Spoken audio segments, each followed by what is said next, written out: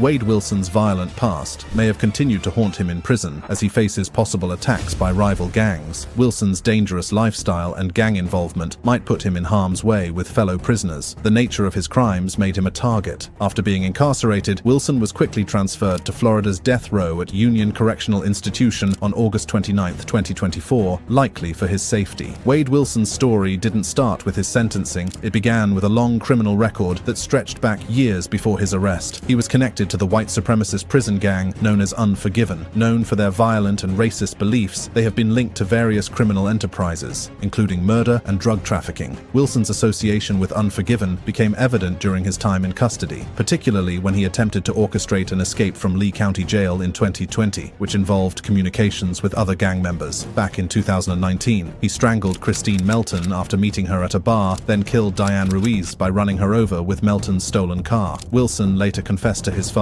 leading to his arrest on October 8, 2019. His brutal actions shocked the community. By 2024, after a swift 2-hour trial, Wilson was found guilty of the murders. The jury unanimously recommended the death penalty for both victims. On August 27, 2024, Judge Nicholas Thompson sentenced him to 2 death penalties. But Wilson's legal troubles didn't end there. He also faced drug trafficking charges while in custody, which added another 12 years to his sentence. The families of the victims expressed a mix of relief and sorrow following the sentencing. During the court proceedings, many family members were present, and some were visibly emotional. Christine Melton's cousin described the past 5 years as filled with agony, while Diane Ruiz's father emphasized his enduring grief, stating he never had the chance to say goodbye to his daughter. He vowed that true closure would only come when Wilson is executed. Now in prison, officials will likely want to protect him from possible violence and remove him from the general population in the Union Correctional Institution where he now resides, which houses Florida's most dangerous criminals. But even there, Wilson's safety isn't guaranteed. His past, coupled with his status on death row, keeps him at risk for future confrontations with other inmates. Just like Wade Wilson, Paul Flores, who was convicted of Kristen Smart's murder, was stabbed in California in his second prison attack within a year. Greg Lynn, found guilty of murdering Carol Clay, was assaulted in the Melbourne Assessment Prison. Meanwhile, Canadian serial killer Robert Pickton died at 74 after a violent prison assault. Wilson's criminal background, from burglary to sexual assault, paints a picture of a man who has long been a threat to society. But it wasn't until his double murder in 2019 that his violent tendencies fully came to light. His victims, Christine Melton and Diane Ruiz, were brutally killed in attacks that showed a level of depravity that shook the local community. Despite the gruesome nature of his crimes, Wilson still has supporters online, causing debates about whether such criminals deserve any form of idolization. In prison, however, Wilson's fame is more likely to get him into trouble. High-profile inmates, especially those convicted of violent crimes against women, often face hostility from other prisoners. Wilson's case is no exception, and the August 2024 attack is just one example of the dangers he faces behind bars. Wilson's troubles didn't end with his sentencing. Before his transfer to death row, he faced additional legal battles. In 2020, while still in Lee County Jail, he attempted to escape by tampering with a window. Though that charge was eventually dropped as part of a plea deal related to his drug offenses, it added to his already long list of criminal activities. His 12-year sentence for drug trafficking will run concurrently with his death sentence, meaning he will remain in maximum security until his eventual execution.